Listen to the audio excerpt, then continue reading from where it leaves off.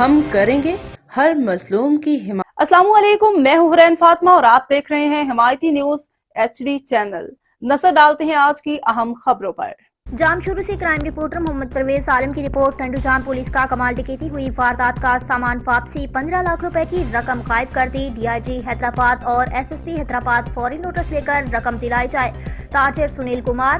ٹنڈو جام 2 روز قبل تاجر سنیل کمار سے ڈکیتی میں 15 لاکھ روپے کیش، لیپ ٹاپ، موبائل اور سامان گن پوائنٹ پر اسٹیشن روڈ سخی وہاب محلہ سے گھر کے پاس چھین کر فرار ہو گئے تھے۔ ایسی کارروائی پر ٹنڈو جام پولیس نے پھرتیاں دکھاتے ہوئے سامان تو برآمد کر کے سنیل کمار کو واپس دے دیا، لیکن 15 لاکھ روپے کی رقم واپس دینے کے لیے ٹال مٹول سے کام لے رہے ہیں۔ اب حیرت کی بات یہ ہے کہ اگر ملزمان سے سامان برآمد ہو گیا ہے تو پھر کیش رقم کہاں گئی؟ اس حوالے سے تاجر سنیل کمار نے DIG حیدرآباد اور SSP حیدرآباد سے فوری مطالبہ کیا ہے کہ SHO ٹنڈو جام سے تحقیقات کی جائے کہ 15 لاکھ کی رقم کہاں ہے، جبکہ اس حوالے سے SHO کا موقف ہے کہ سامان ہمیں باغ سے ملا ہے۔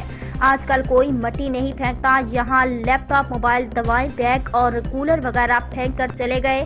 اس معاملے کی اچھی طرح سے تحقیقات ہونی چاہیے۔